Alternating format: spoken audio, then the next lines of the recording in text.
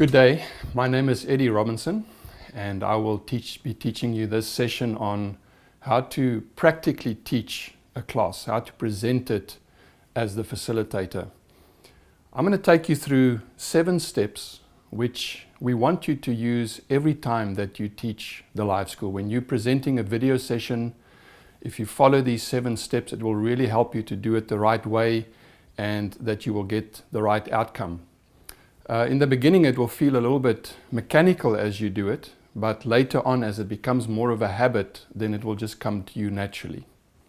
So we want you to write down what these 7 steps are, because afterwards we may ask you to present this after this video session, after this training session. So write down the 7 steps, and afterwards your trainer might come to you and say, right, we want you to present the session, and then you need to use these 7 steps to do it right here in the class with your fellow students. So write them down. The first step is number 1, be prepared before the students arrive. Be prepared before the students arrive. The first thing that I want to say about that is the place where you're going to have your classes must be ready. Make sure it's quiet. Make sure there are enough seats there. Make sure your TV is there, that it's working. Make sure that your unit is there, that it's also in working condition, that there might be some plug adapters that you need. Make sure you've got everything ready before the students get there. The next thing I want to say about that is that you need to know the session that you will be teaching, or it might be sessions that you are teaching. So before the students arrive, you need to know what is the session I'm teaching, and you need to be ready to give a brief introduction to that session.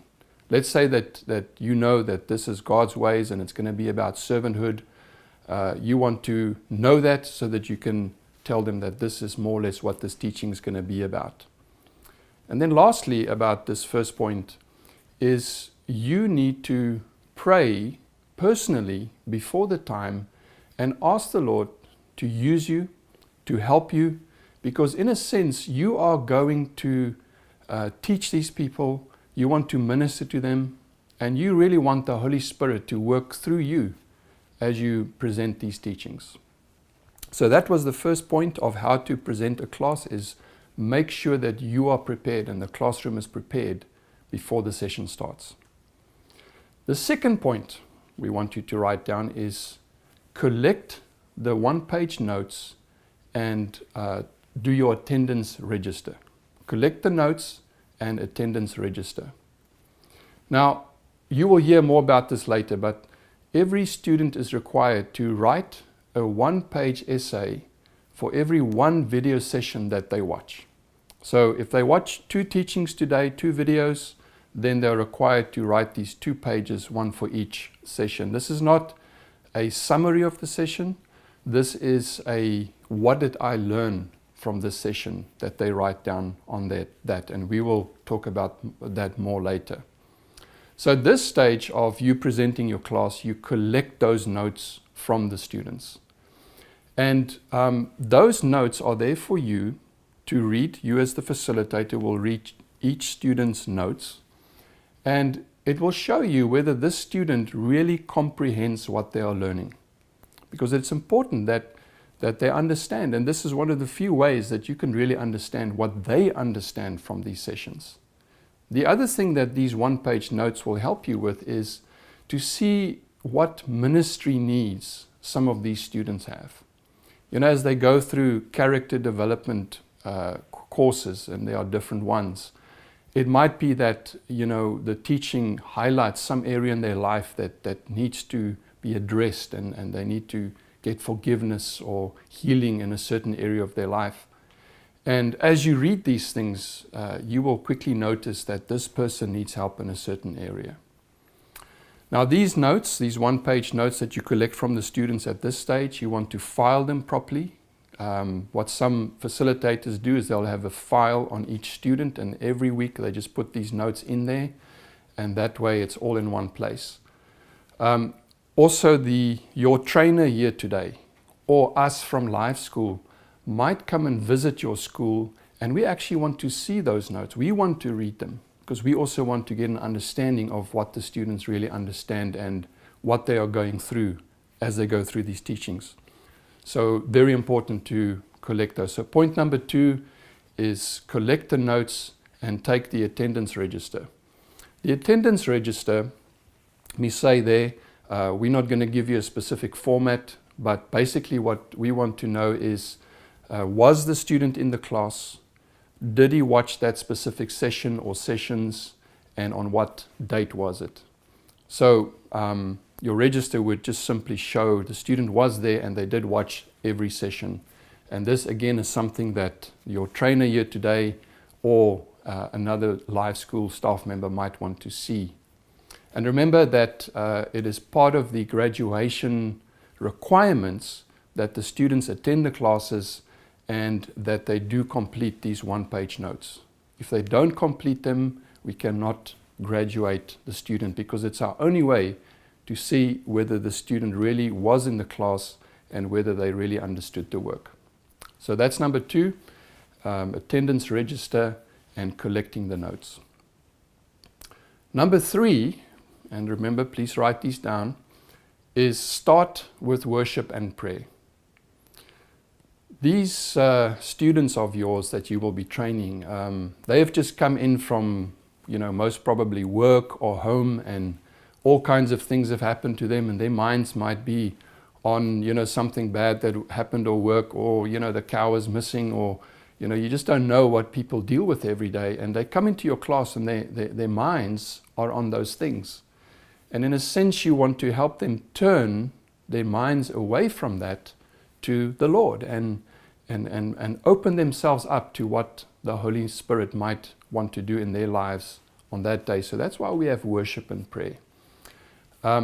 Very important, especially in your part-time schools, is time is a factor. This needs to be maybe 5 or 10 minutes, a time of worship and prayer. Be careful that it doesn't become 30 minutes and eventually you finish your classes so late because you spend too long on worship and prayer. So it's a brief period that you do that.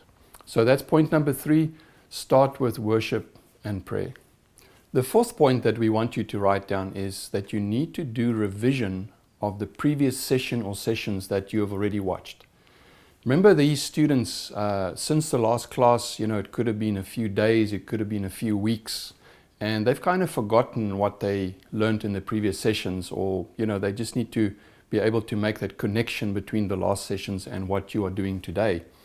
So you want to do a bit of a revision. Might be something like, remember last week we watched God's Ways, and the teacher was speaking about servanthood and the importance of servanthood and how Jesus set the example, and you just sort of trigger their minds to think that's what we did last week, and that will help them be ready for what they're learning today. You also want to ask some questions. Again, you're not sure what they understood and what they didn't understand, and you might say, well, last week what did we learn, or what stood out for you, or did you understand this concept that the teacher was talking about? And just ask a few questions just to see, do they still remember, and did they really understand?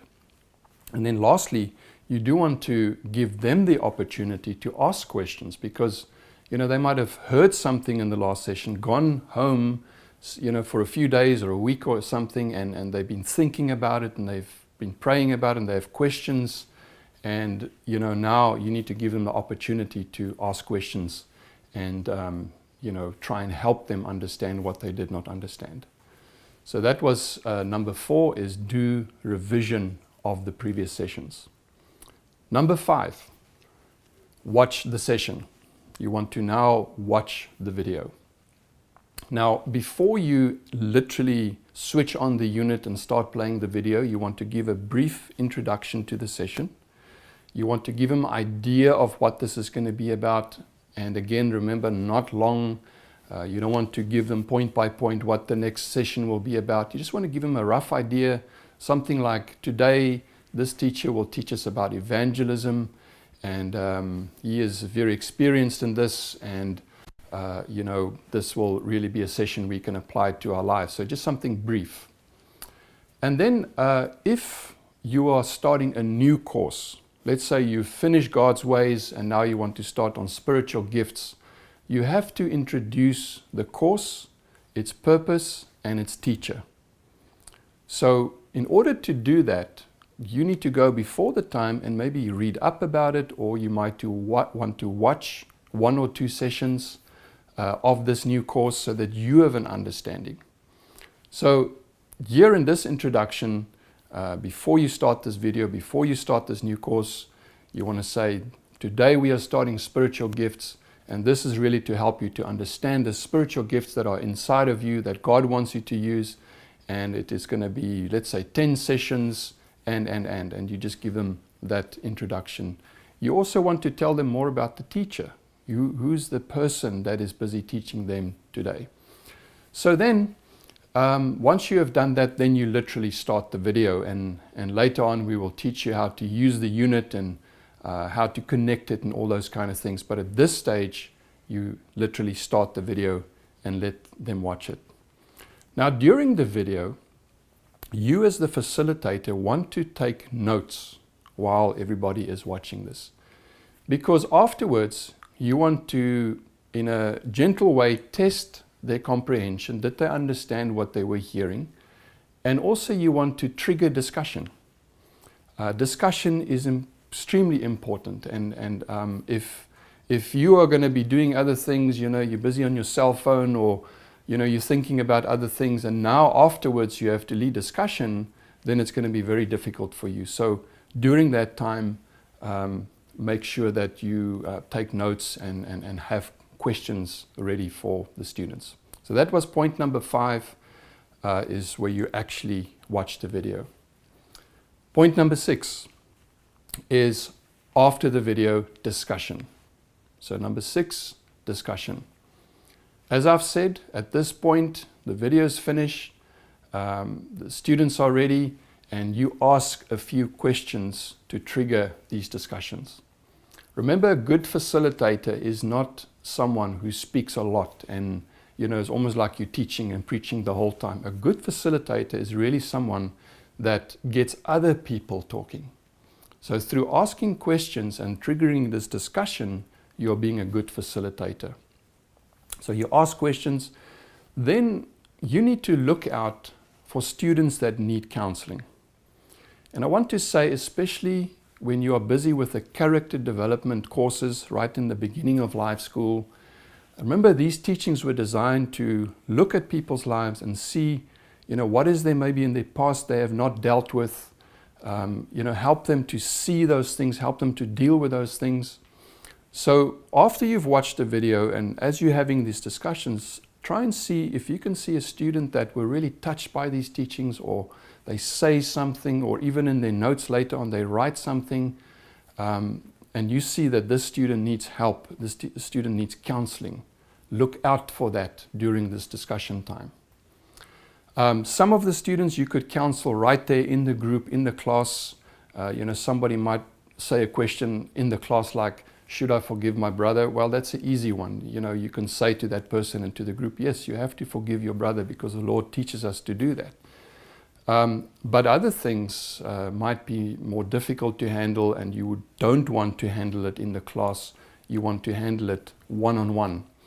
And in cases like that, you want to say to that student, come see me afterwards, or can we meet tomorrow, and then we will discuss this. Some of the counseling might be too difficult for you to handle, and you might have to go to your pastor and say, Pastor, I've got this situation, I don't know how to handle it, please can you come with and let us counsel this person. And in any ways, I think as the facilitator, it's good and right for you to understand what is your church's policy when it comes to counseling. They might have a policy that is very different from what I'm explaining, so rather ask your pastor how they handle those things. I want to mention one general rule about counseling, and that is that men should never counsel women alone. A man and a woman should not be counseled alone. If it's a man counseling a woman, he should have another woman with him. If it's a woman counseling a man, they should have another man or woman with them in that situation. We've seen too many people that have broken that rule, leaders that think they are above this rule, they break the rule and then they pay a very great price for that. So number 6 then is the discussion and looking out for any people needing counseling. Point number 7 is remind your students about the next class. They need to know when and where the next class will be. Because remember now, the next class might be 2 days from now, it might be 2 weeks from now, there could be holidays and vacations and things going on, so they will not be at the class for a few weeks in some cases, and they need to be sure when the next class will be. You also want to remind them to write their one-page notes. You are the teacher, and just like a teacher says to students, go do your homework, you have to remind them to do that. In the beginning, they need to understand that you are going to collect those. They need to understand that they will not graduate if they don't write their one-page notes. So this is something you want to reinforce just before they leave the class. Then there might be some admin matters you want to discuss with them and some outreach matters. It could be that somebody owes you a form or a document or maybe notes from a previous time or something, and this is a good time to discuss that kind of thing. You also want to talk to them about outreach. It might be that, this coming weekend you're going to reach out to a certain area and you've got to tell them what time to be where, what to wear, and what kind of ministry you're going to do. So you have all those kind of discussions at this point. And then lastly, just before the session is over or before they leave, you close in prayer. And I think this could just be a brief prayer. It's not a whole group prayer necessarily. It could be, but you close in prayer before you dismiss. So folks, those are the 7 steps that, as I said earlier, if you apply them and use them maybe mechanically in the beginning, they will come naturally later on. And to just remind you what they are is, firstly, to be prepared before the students arrive. Number 2 is collect the one-page notes and complete your attendance register. Number 3 is start your class with prayer and worship. Remember to keep that short. Number 4 is do revision of the previous session or sessions. Number 5, introduce and watch the session. Number 6 is facilitate discussion and any ministry that is needed from that. And number 7 is remind them about the next class and speak about administration and outreach. Now, I hope you understood that. I believe it's easy and practical. And now, if time allows, your trainer here today is going to ask one of you to take one live school session, go by yourself and prepare and use these 7 steps and think how you will present a class. And then you're going to come back to this group and you're actually going to teach a session using these 7 steps. And for those of you who will be listening to the presenter, this is not to be critical in any way. We want to encourage one another, but we also want to see, did the student, this presenter, did they apply the 7 steps? This is usually an enjoyable thing to do, and I do pray that you enjoy it, and it will give you a very good feel for what it looks like when we present a class using the 7 steps. So that's how we present a class using 7 steps in Live School. Thank you very much.